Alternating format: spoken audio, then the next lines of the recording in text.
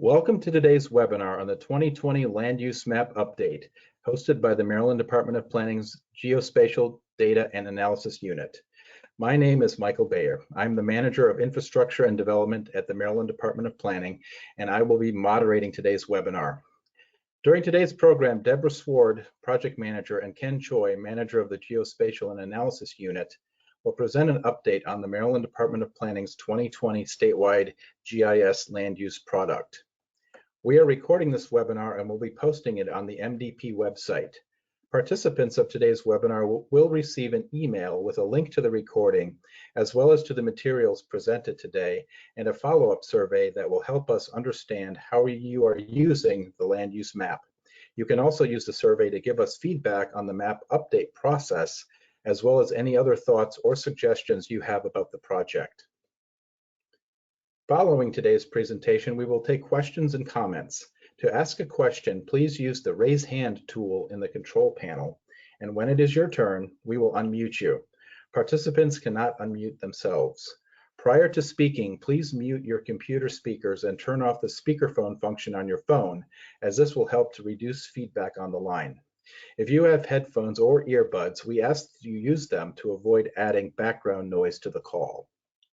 You can also submit a question anytime during the webinar by using the questions tool in the control panel located on the right side of your screen. We will also ask these during the question and answer session. So to get started, our speakers today are Ken Choi and Deborah Sward. Ken Choi is the manager of the Geospatial Data and Analysis Unit at MDP, where he has supported county and municipal level land use and resource planning since 2002 as part of his 25 years of planning, modeling, and GIS experience. Ken's work focuses on the land use land cover issues, generalized zoning, residential capacity analyses, and assessments of sustainable transportation land use planning. He earned a master's degree and a PhD in city and regional planning from the University of Pennsylvania. Deborah Sward is the assistant manager of the Geospatial Data and Analysis Unit at the Maryland Department of Planning. Deborah supports project teams in preparing GIS data, web applications, and analyses related to land use and land preservation. She has used GIS extensively to analyze housing, population, and employment data for the Planning's State Data Center, and before joining planning in 2017 as an environmental planner and NEPA practitioner for local consulting firms. She holds a master's degree in planning from the University of Maryland at College Park. So with that, I'm going to turn it over to Ken Choi. Welcome, Ken. My name is Ken Choi. I'm the manager of the Geospatial and Data Analysis at the Maryland Department of Planning, and we'll introduce Deborah Sward, our presenter today, who is Assistant Manager of our Geospatial and Data Analysis at MDP, as well as Project Manager for the 2020 Statewide Land Use Map Update project that we are discussing today. The Maryland Department of Planning is launching a 2020 update to its statewide land use, formerly land use land cover GIS product we've done for 2010. The land use map will show generalized locations of developed land, including varying density of residential land, as well as commercial, industrial, institutional, other developed and undeveloped resource land. Previous versions of the map have been used by MDP as well as public and private stakeholders to support local planning efforts. This webinar is intended for planners, GIS professionals, and consultants who are current or potential users of Maryland's land use maps. The webinar will include an overview of the 2020 update process, including proposed changes to the product format and methodology. So with that, I will pass it to the Deborah Sward. All right, well, thanks, Ken, and good afternoon, everyone. I've been looking forward to this conversation for some time, so I'm glad we're able to make it happen under the current conditions. I hope everyone's doing well and staying safe. And I just wanted to thank everyone who helped make the webinar possible so we could still meet today.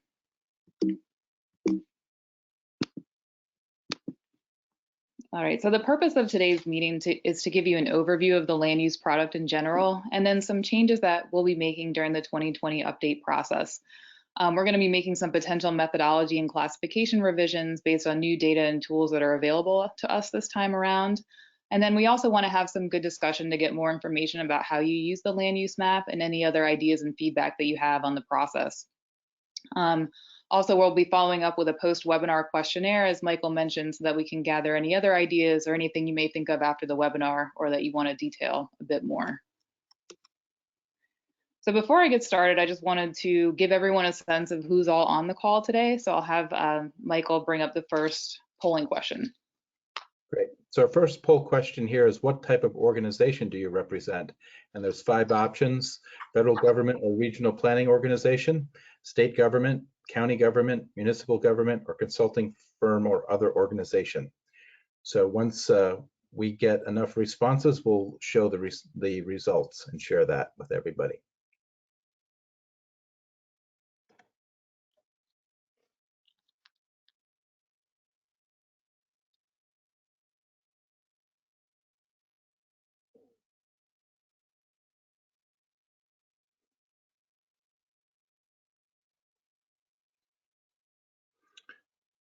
Okay, so our response here, 43% are in state government, 30% in county government, 14% in municipal government, 10% consulting firm or other, and then only 1% federal government or regional planning organization. All right, thanks, Michael. It's good to see that we have a bit of a mix of folks from different sectors.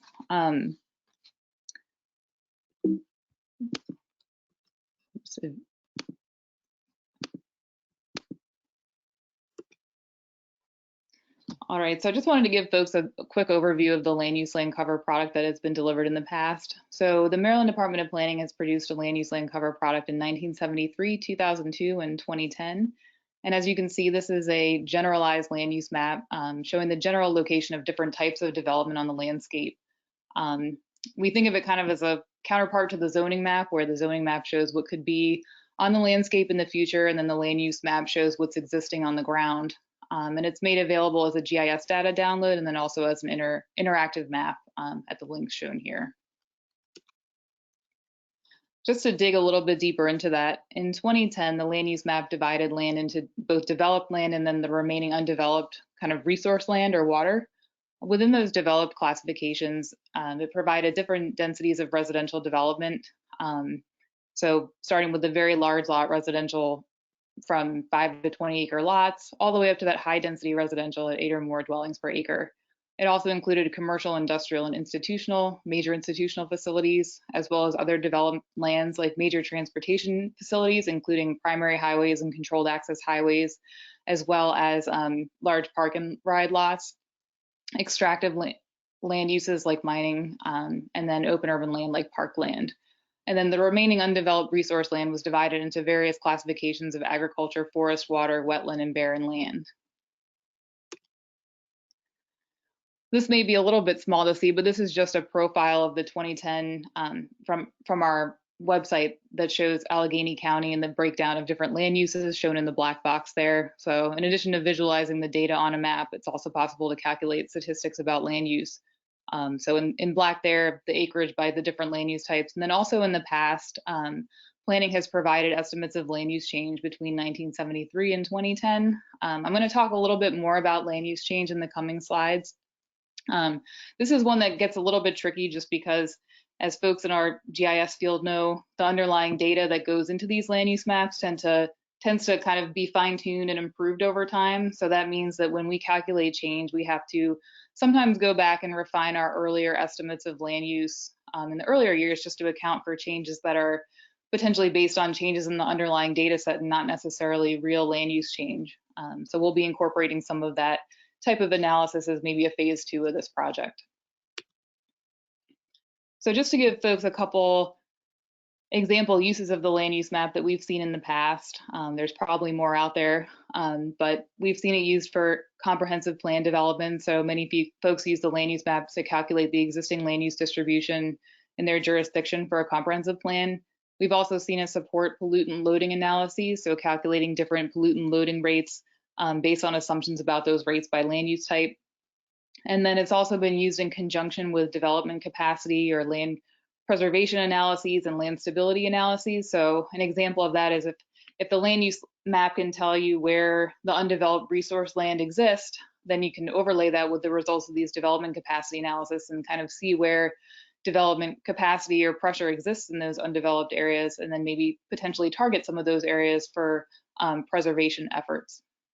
And then finally, in the transportation planning classification, we've seen it used to assess trip generation or distribution, as well as for NEPA analyses to look at maybe the potential land use change impacts of a large transportation project, or really any other type of infrastructure project as well.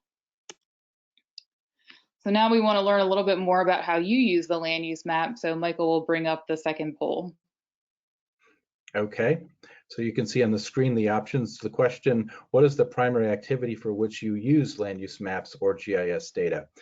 Land use planning or comprehensive planning, natural resource conservation or land preservation, environmental planning under the National Environmental Policy Act or NEPA, transportation planning or research, and finally, other.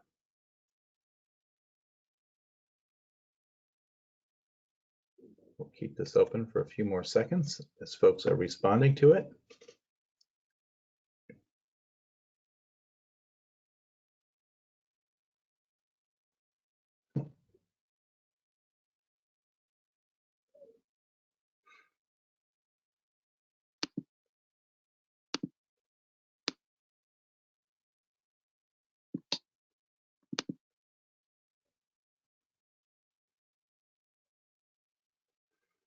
Okay, and the responses here, 48% land use planning or comprehensive planning, 16% transportation planning or research, 15% other, 13% environmental planning under NEPA, and only 8% for natural resource conservation or land preservation. Thanks, Michael. Then I think we have one more. Okay, so I'll just comment that we'll be very interested in hearing about some of those other uses of the map during either the discussion question or the follow-up questionnaire. Okay, so we just opened the final poll here, which is, what is your preferred method for consuming land use maps and or GIS data? You have 4 options: GIS data downloads, interactive web maps or applications, PDF or print maps, and finally other. And again, we'll keep it open while people respond, and thank you for those who are submitting. We can see them coming in.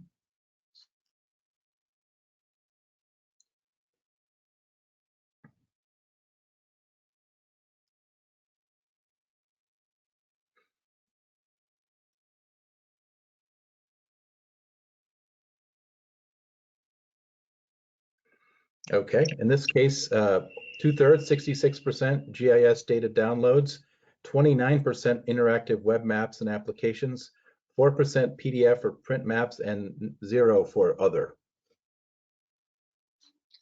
All right, thanks, Michael. And we'll definitely keep that in mind as we think about what types of products to produce and what formats to deliver the final product in. Okay.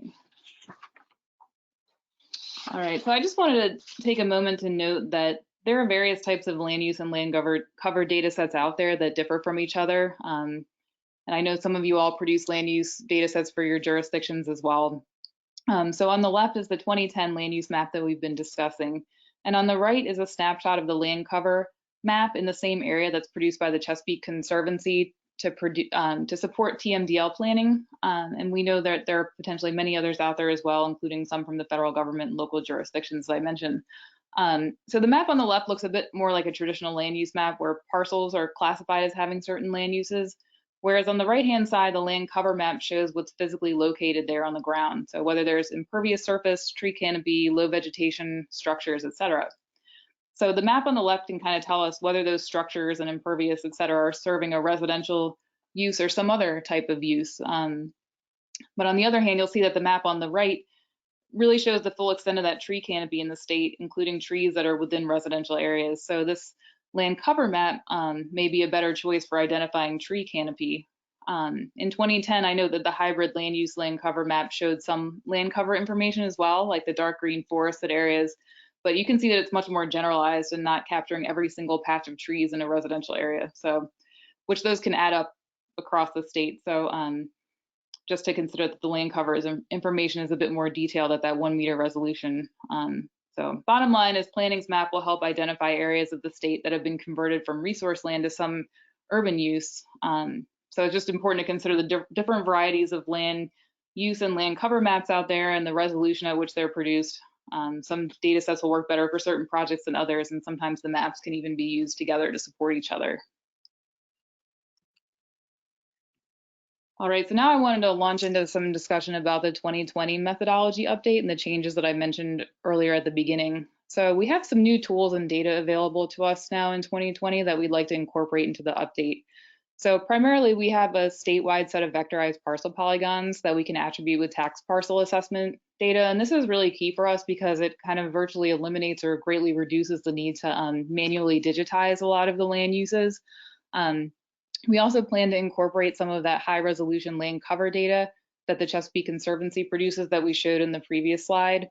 And we know many of the counties are helping QC some of that data and have in some ways contributed to that data set as well. So we want to build on those efforts as much as possible. And then finally, we'll be using our spatial analyst license to do the raster analysis for this project. And so the goals of really incorporating some of these new tools and data, we'd like to automate and standardize our procedures and rules to the extent feasible so that we have something that's more easily replicable in the future and that enables us to look at change over time. First and foremost, we really want to capture where development has occurred on the landscape. And then within those developed areas, kind of balance that land use detail and generalization. I'll be talking a bit more about that on the next couple of slides. And then since others are doing such great work on some of the undeveloped land uses and land cover, we like to focus our map primarily on those developed uses and then defer to others for that undeveloped or land cover classification information. So in that sense, calling this more of a land use map going forward and then deferring to others for land cover. So with that said, the potential revised classification scheme is going to have a couple changes. So first, as I mentioned, removing those subclassifications related to land cover or undeveloped land use. So in 2010, all the undeveloped land would be classified as resource land. And then under the urban classification within that kind of large lot area for the very low density residential, we would just be classifying them as very low density residential and then again deferring to others for the agriculture and forest information. Additionally, there's been some interest in possibly expanding the transportation classification to include additional types of roads. So instead of just primary and controlled access highways, potentially adding a lot of additional roads or the full roadway network. And then additionally in 2010, I believe sometimes the roadway there was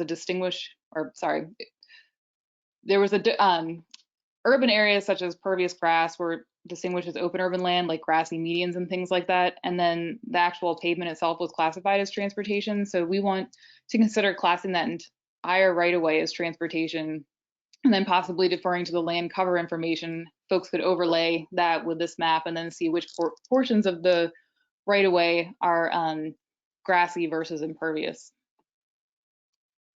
So anyway, if folks have ideas or thoughts on that, feel free to chime in during the discussion question or in the post-webinar questionnaire. This is just more for the webinar archive, a potential revised classification scheme when we make those changes. Right, so just to give you a quick overview of what the process might look like, our first step is to classify those vectorized parcels. And as we've been developing some algorithms using the tax parcel assessment data as well as the latest available building information to kind of make an estimate of what the land use is on the parcel. Single family residential density is classified based on the lot size. And then as you can see, this leads to somewhat of a noisy map with a lot of detail. So we're going to generalize it out at a later step. All right, step 2 is to further delineate some of the urban land uses. So in general, single family residential uses are kind of tied to the lot size. So, and also in land use maps, that's how we typically see them. So for those, we're going to follow parcel boundaries in all cases. For other types of developed uses, many of those are going to follow the parcel boundary as well, but in some cases, the forest line can assist in delineating those uses. So for example, there are a lot of large parcels that are only like a little corner is in use. And sometimes the forest line can help distinguish between areas that are assessed for a certain commercial or institutional use, but not necessarily in use. So for a lot of institutional properties, we just want to capture the area that's clearly distinguishable from the surrounding land cover. So that's how we would think about incorporating some of the land cover information that I mentioned earlier. So just to show a quick example, this is a hypothetical example where there's a large commercial property that in red on the top left, and there are also some institutional, possibly government-owned properties or other institutional properties that are classified as institutional, but a lot of these larger parcels might be just really mostly forest or undeveloped. So we can generalize some of that tree canopy information that's in the Chesapeake Bay land cover and generate a forest line. And then when we combine the two data sets, we end up with a lot of that undeveloped commercially assessed or potential institutional property. Only the portion that's really developed gets captured on some of those huge parcels. And then finally, as the last step, we would apply some sort of generalization scheme to the whole map. So in particular, residential density, you can see in the top right there, the yellow is the the yellow is the low density residential and the orange is the medium density. And typically when we see a land use map, we see kind of generalized areas, not every single parcel called out by its lot size. So we want to generalize that to some extent. And then in this image, you also see there's a small institutional property in blue, possibly a small nonprofit or church. So we're trying to determine the appropriate level of detail for some of these potential ancillary uses or non-residential uses within residential neighborhoods. We don't necessarily need to show all of these uses because the area may just be zoned for residential. So we're kind of interested in thoughts on that and also figuring out how to incorporate some of these generalization schemes in both suburban and urban areas, because sometimes what works for the suburban area is a little bit trickier in the urban area. So here's our initial thinking on what a draft generalization scheme might look like. So we'd like to capture individual instances of certain land use types, like multifamily residential. If there's an apartment building with several units in it, we'd like to include that regardless of the size. Very low density residential single family properties, we'd like to capture individually. They were captured that way in 2010 as well. And then also key institutions, things like schools, hospitals, government office buildings, or just key facilities that we wouldn't want to miss. We're seeking to capture individual instances of those. And then for single family residential, our understanding is that in 2010, it was kind of clusters of 5 housing units or 5 acres, given that very low density residential was captured individually. So we're looking at continuing something similar, but that's still up for discussion. And then other developed uses like commercial, industrial, and institutional uses that I mentioned the example of on the previous slide, we're still kind of working on that scheme. So our final step will be to QC our output against other sources like the aerial imagery, the 2010 map, as well as other supplemental sources, and see if we need to refine any of our modeling or anything like that. We'd like to give an opportunity for county or local governments to review the map, possibly with a draft being completed by late 2020 or early 2021.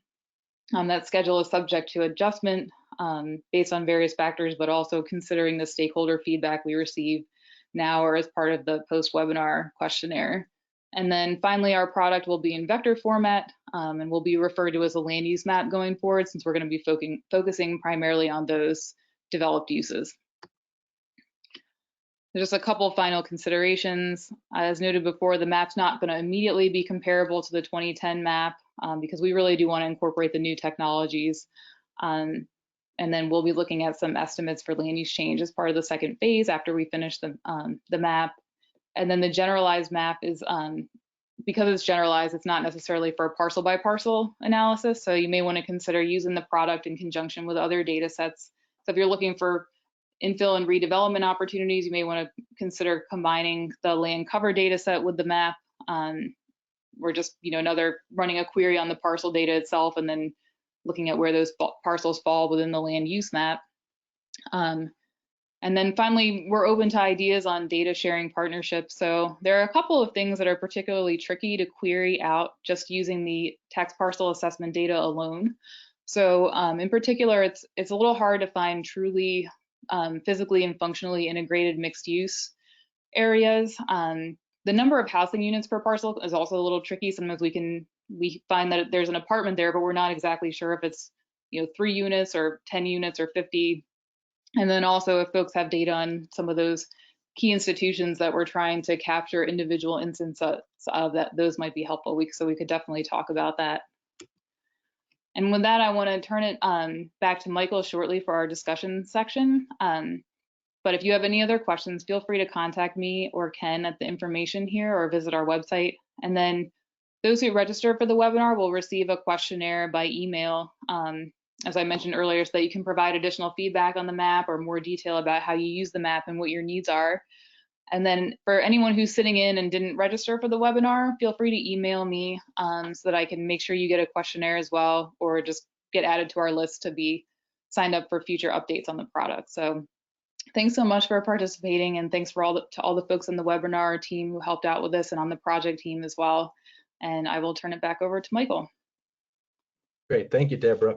We're now going to open up the question and answer session with Deb and Ken. You can continue to submit questions as we move into the discussion, and we'll answer as many as we can. We can go as late as 3, although we may stop early if we run out of questions. And you can see the contact information for Deborah and Ken on there. We'll say appreciate everybody's working with us. We've had some minor technical issues today with the webcam, so unfortunately we're not going to be able to show Deborah and Ken today, their pictures, other than what you saw at the beginning of the presentation. So, and we also want to say you can go ahead and comment as well and contribute to the discussion by raising your hand on the hands tool there. Some folks have already done that, and we will then call on you, and John Coleman, who's working behind the scenes, will unmute you, and you can make your comment or question directly to Deborah and Ken. So with that, I'm going to go ahead, and we do have one question here submitted for you. Have you thought about how you would deal with major utility transmission lines? Yeah, so this is something that we're still looking at. I think in the past, a lot of times those, because they're on these huge parcels out in rural areas, and those areas, they kind of the parcel classification for being undeveloped land kind of takes precedence. And sometimes just getting queries of those can be a little bit tricky, grabbing those from the SDAT data. So we've been looking into some options with that, but if folks have ideas for whether those should somehow be accounted for, or maybe just accounted for in a separate supplemental data set, we'd definitely be interested in hearing your ideas. Okay. One of the participants today has raised their hand, but unfortunately we can't unmute you. So you can either call in with the audio pin, which is 52, or you can submit a question in the questions tab, and we'll just go ahead and read that. So with that, Deb, is any of the parcel level data available as a derivative or something that folks can download directly? Right, so a lot of our parcel data comes from the property view data set and is typically made available through MD Property View. So yes, we're using kind of the property view data. Gotcha. Okay. Next question here is, if the data becomes too generalized, is there a risk that certain analyses can no longer be completed because they won't provide precise enough results? Right, so as mentioned earlier, I think there's a couple of things that are a little tricky to get, a couple of reasons it's a little tricky to get down to some of the parcel level information. So for example, getting undeveloped lots, for example, we can usually see where there's a lot of undeveloped lots, but sometimes when it's just a couple of undeveloped lots, and there's a couple of small infill or redevelopment opportunities in those undeveloped lots, it might be hard to, for example, analyze where those are just using the land use map. So it may be worth in those cases possibly querying those out, or developing, if you're looking in just a small focus area, you have a list of what accounts you're looking at. It may be possible to overlay that with the land use map to see kind of where those areas falls in terms of land use or even zoning. Okay. So we're thinking like there might be some ways to, you know, the generalization is helpful just because it kind of is supposed to be a counterpart to the zoning map, and then also because we have a few logistical constraints in terms of getting down to the parcel level. But it may be possible to, we're thinking about ways that we can also build some supplemental data sets that would go with this. Right. Ken, did you want to add? No. Okay. Great. And thanks for all of you who are submitting questions. Again, you can put them in the questions tab, or you can raise your hand and we can call on you directly, especially if you have a comment. You may want to go ahead and do the hand so that we can bring you on with the audio. Okay, next question is, what about providing two different products, one generalized and one not generalized? That's something we could talk about. We could take back to the team and talk about maybe some options there. Good thought. Yeah, we're gonna explore that option. Yeah. Okay. Will data be available at a less generalized level if requested, perhaps for a localized analysis? That's something we could certainly add on to that discussion about providing different versions of the data set. So yeah, I could see how maybe the less generalized version could potentially be useful. Again, it kind of comes down to what are our constraints with in terms of finding parcels at the individual land use level. So sometimes one trick that we run into is if there's a facility owned by a facility that's over multiple parcels but owned by one person, sometimes the assessment data assign kind of all the buildings to one of those parcels. Or sometimes we get a little bit of a different land use result from one parcel to the next that's owned by the same person. And if the owner name is not formatted the same, it's hard to kind of dissolve those out. So we run into some logistical challenges with going down to the parcel scale, but there may be some opportunities that we could look into that. Okay, thanks, Deb. Here's a question from Megan Jenkins. Actually, there's a little bit of a comment with the question as well. Assessment data carries dwelling units in order to assist in calculating units. We've used that before to help with density analyses. Just to clarify, you have a 20-acre parcel with 4 acres cleared land. It will no longer be classified as an entire 20-acre low-density residential. It would be forested with 4 acres as low-density residential, no delineation of forest or ag. And I guess that last part is a question. Okay, so I'm trying to work through that example just a little bit. So, so basically, once a residential lot gets bigger than 20 acres, it generally becomes just undeveloped land because the maximum lot size for residential in the data set is 20 acres.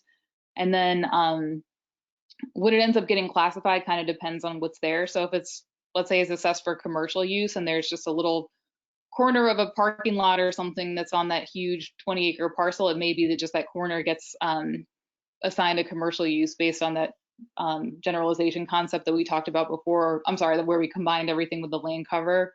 I'm not sure if that answers your question specifically. And Megan, if you wanted to add to that on the audio, we can call on you if you want. If so, raise your hand and we can do that. Oh, sure. Okay, John, can you unmute Megan?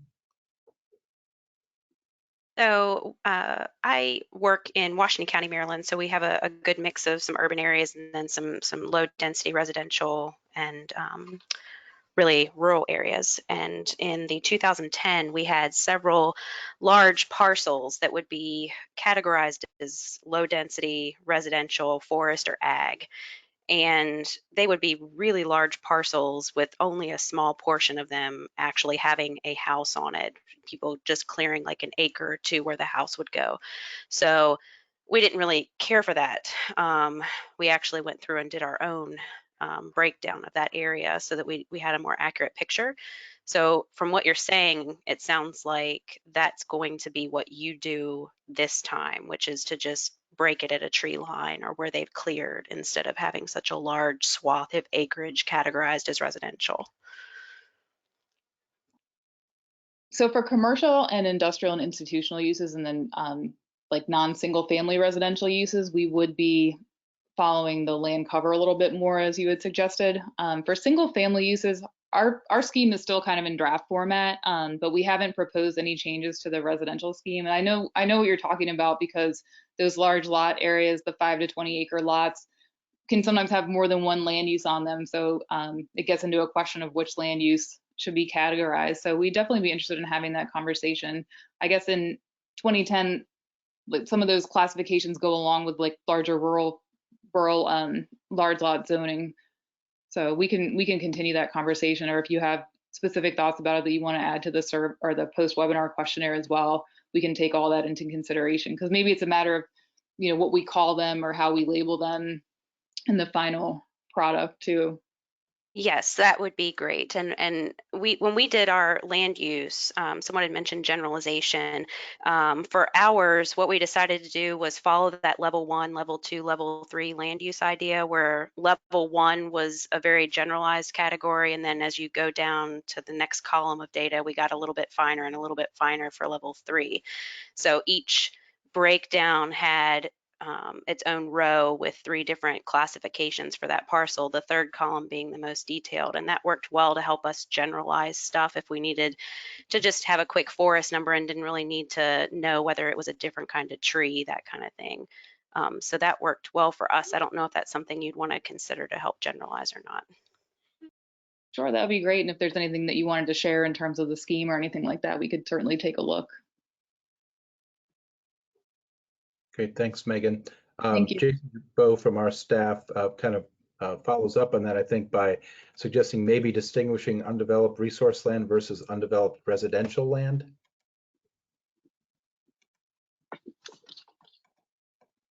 Okay, so like those 5 to 20 acre lots could be potentially considered some sort of undeveloped residential land, even if they, regardless of whether they had a single family home on it, they'd be kind of in that middle category potentially. Mm-hmm. Okay, good thought. Thank you, Jason. Great. Okay, next question. How are you dealing with large solar panel installations? So this is we've had much discussion on our team about how to handle these as well. I think we haven't made a decision on that, and we'd definitely be interested in folks' thoughts about this, because we're not sure if we should treat them as more transitional like some of the other utilities where there's just a temporary use on the land, or if we should treat them as more of a commercial or industrial use. So we've kind of gone back and forth on that one, and we're definitely looking for stakeholder feedback on that particular classification. So I think we've found ways that we could identify them, and the question, I guess, is whether we should somehow incorporate them into the map, or whether they could be incorporated in the map or possibly used as some sort of supplemental data set. Right, kind of separate supplement data. Yeah. Right, so we had talked about possibly using it that way, but we're still interested in feedback from folks if they have thoughts about how those land uses are classified in their jurisdictions. Or Okay, and we Rachel Sabitsky is sending a comment in noting that Chesapeake Conservancy will be classifying solar fields within their 2017 and 2018 land use data set. Rachel, I don't know if you wanted to come online and talk a little bit about that.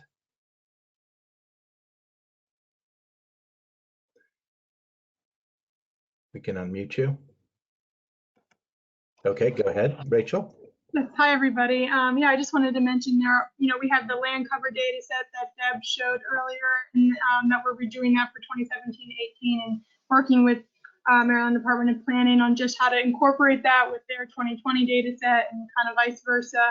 And then we have that land use data set as well, which has a little, different classes than the land cover. And then we are talking about other classes to be to add to the data set this time around, and one of those is solar fields. So we do plan to have that as a class. Should be done by summer 2021 timeframe. So if anybody needed that data set, it'll be up on our website for download. So that could be helpful for people. Great, thanks, Rachel. Thanks, Rachel. I think I'm going to go ahead and unmute Jason Dubow, who's with MDP, to talk a little bit. He wanted to clarify the previous question. Jason, you're unmuted. Yeah, thanks, Deb and Ken. Yeah, just to clarify on the large lot development, I was suggesting maybe the developed portion of the large lots could be classified as low density residential development, but the undeveloped portion perhaps could be classified as undeveloped residential land. Just to clarify that point a bit. Thank you. Thanks, Jason. Thanks. Okay, thanks, Jason. Next question is, would you be willing to work with the jurisdiction on a pilot project to refine the methodology and its application to local governments? We're definitely interested in developing those kind of partnerships for sure. So I would say that we could definitely talk about that with the team. And then if you have a particular interest, if you want to email me or respond with the post-webinar questionnaire, we would certainly be interested in having a follow-up conversation. Okay. Another question here is, at what geographies is the tabular data available? Is it similar to the slide you showed for Allegheny? Right, so on our website, the 2010 data is parsed out by county and then also state. But if with the GIS, folks could kind of tabulate it however, to whatever boundary they would like to. Although probably not down to that parcel scale.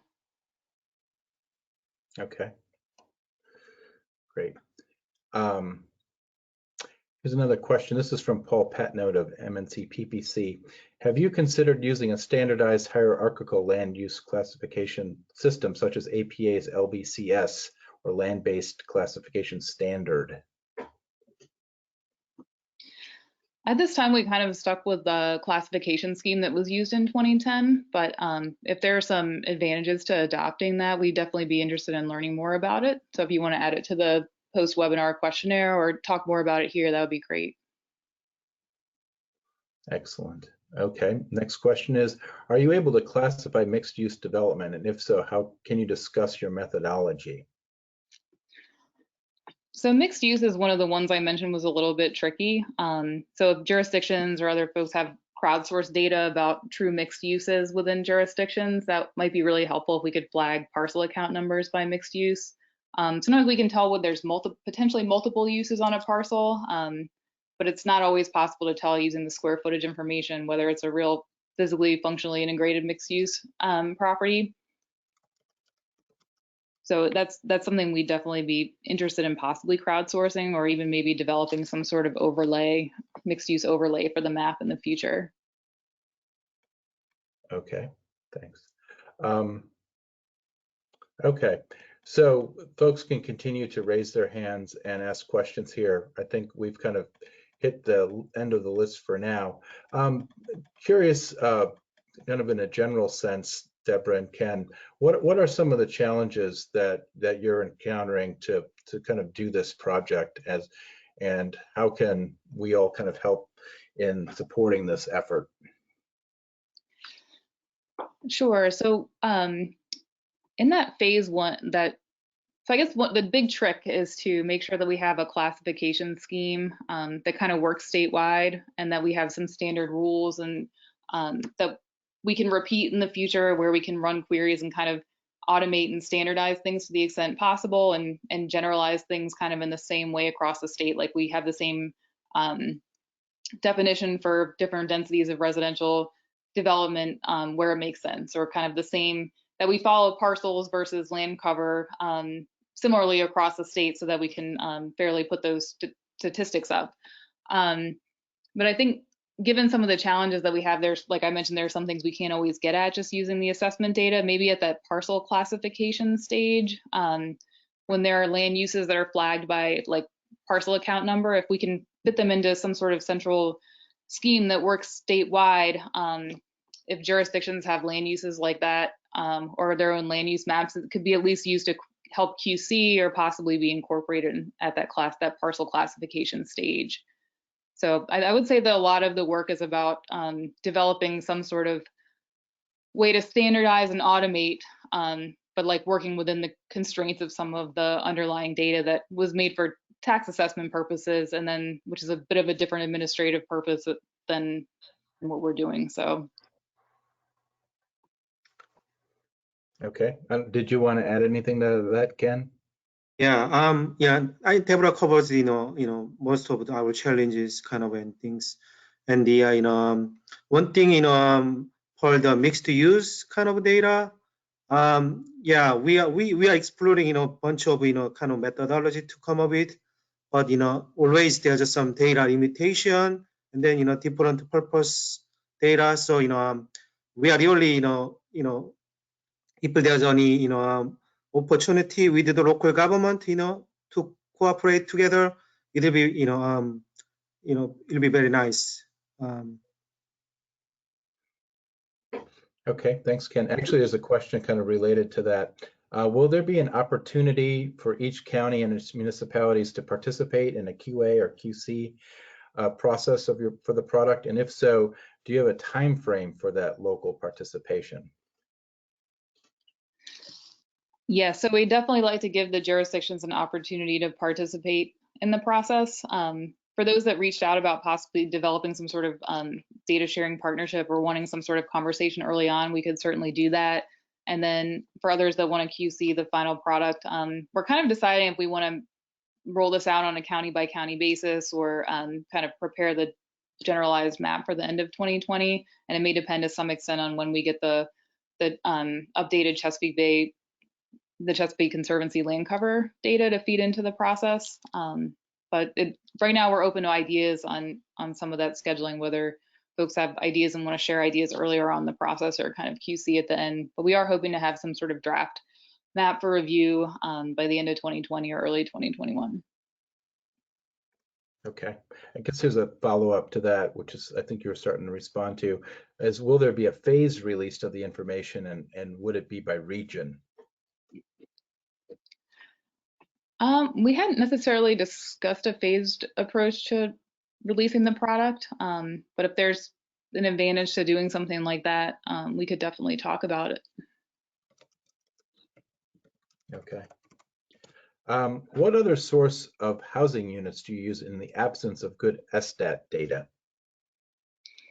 So we can certainly check some of this information against data like census data and stuff, which we've been planning to do, and just looking at products from our state data center and things like that to make sure that what we're seeing is following general trends that we see across the state.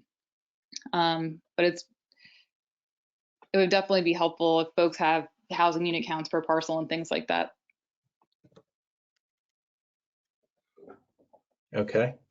And folks do have an opportunity to continue to ask questions here, but we may end up early if we end up going through all the questions. Just going back through here again. How would you address data help, or how would you address data help with the number of units inside a structure? I'm sorry, Michael, could you repeat that one real quick? I didn't quite catch that. Oh, sorry. Would address data help with the number of units inside a structure? Sorry, I misread that the first time. I definitely think that could help supplement some of the information. I guess we just have to figure out which are commercial addresses versus residential. So one of the tricks, again, is trying to distinguish between commercial and residential structures and addresses.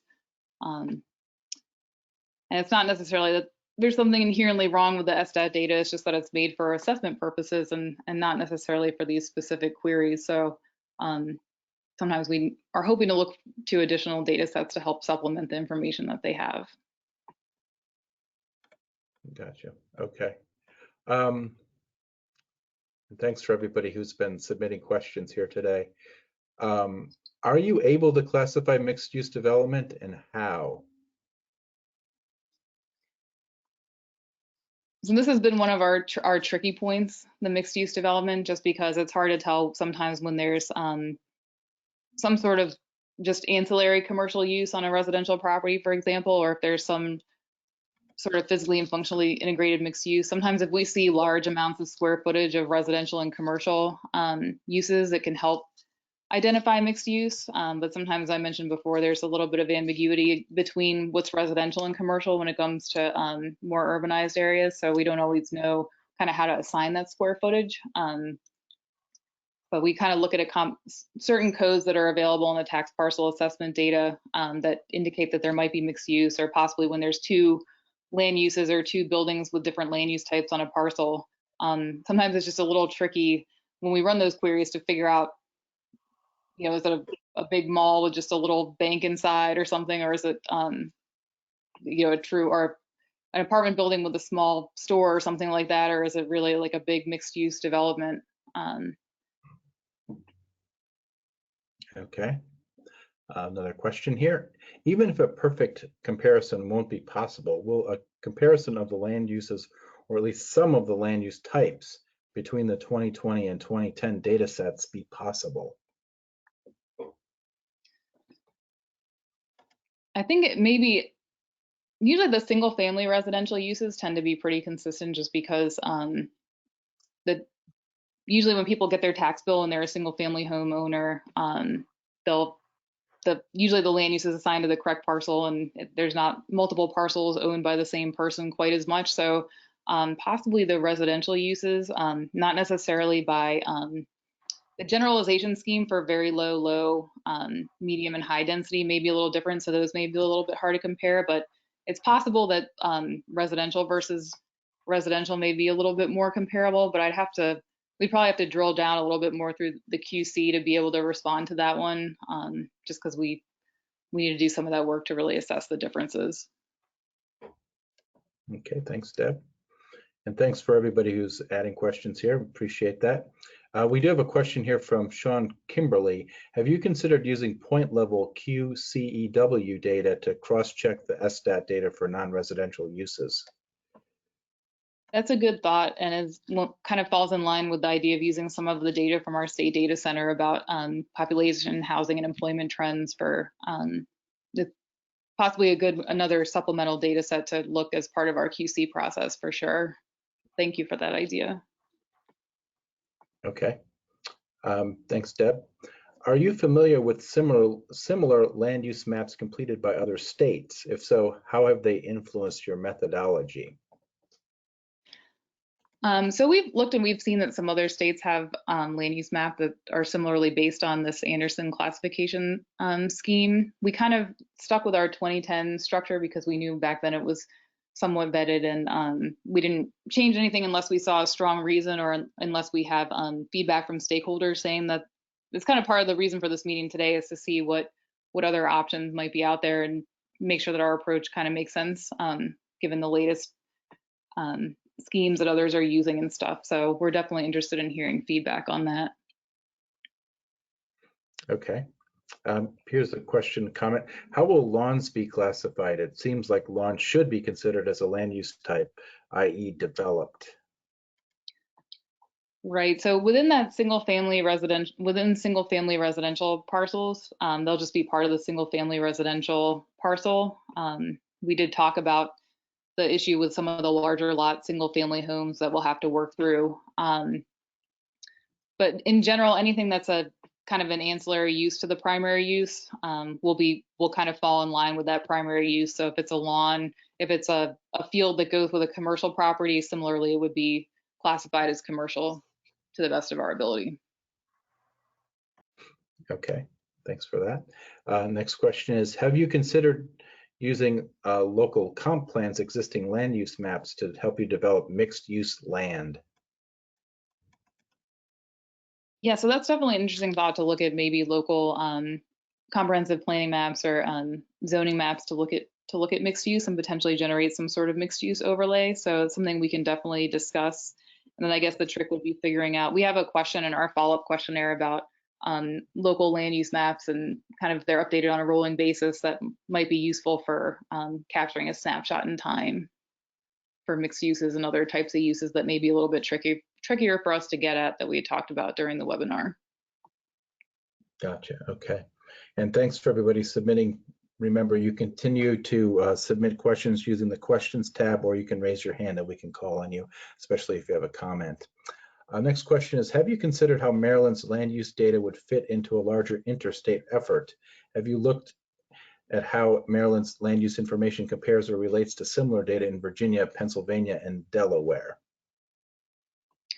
That's a really good thought. We could definitely look into something like that. And so if any of our regional planning organizations have ideas or thoughts about that, we'd certainly be open to that, and we can do some research as well. Okay. So we'll be wrapping up probably in a couple minutes unless we get more questions or comments here. I guess maybe, Deb, if you could talk a little bit about the process kind of moving forward. I think this has been a very useful forum today with lots of folks. We had almost 100 people online here today. And so there's obviously a lot of interest. So how can we collectively kind of monitor and participate in this process moving forward? Great question. So for folks that register for the webinar, we kind of started a list of interested parties that may have a stake in this process, and we plan to develop that into an email list so that we can send you all updates about the project through that list.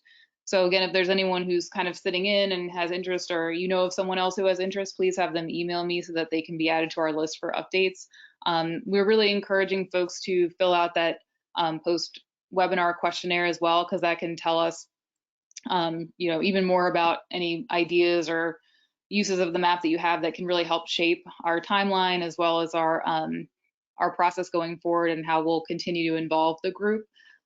So I would say as step one, please pass along my email address to anyone who may be interested, and fill out the post-webinar survey, and then we will continue to keep folks in the loop from there. Great. Okay. Well, unless anybody else has any questions or comments, I think we can probably get close to wrapping up here. Deb and Ken, do you have any kind of closing thoughts for us today? I just wanted to thank everyone for all their excellent questions and comments. And the purpose of this webinar is to collect your feedback, because we so far haven't proposed huge changes to the 2010 methodology. Maybe, well, some changes, but unless we've seen some interest in doing so. So we're definitely, this is the stage where we're open to ideas, and you know, before we kind of hone in on those final rules for developing the map. So please do provide feedback if you have ideas, and we really, really appreciate the feedback and questions that you've had so far. We're definitely going to be thinking about them and hopefully talking with you in the future as well. Right. We reflect as much as your lead and kind of how to use the data. So it will be great opportunity for us to keep in touch with you. So touch with your government and organizations. So it will be great. Great. Well, thank you, Ken, and thank you, Deborah. And thanks to everybody who participated today. This will conclude our land use land cover webinar. Thank you to everyone again, and to John Coleman, our communications and technology guru, who helps to make this all happen, especially now that we're working remotely. Thank you for your participation, and have a great day. Thanks. Thank you.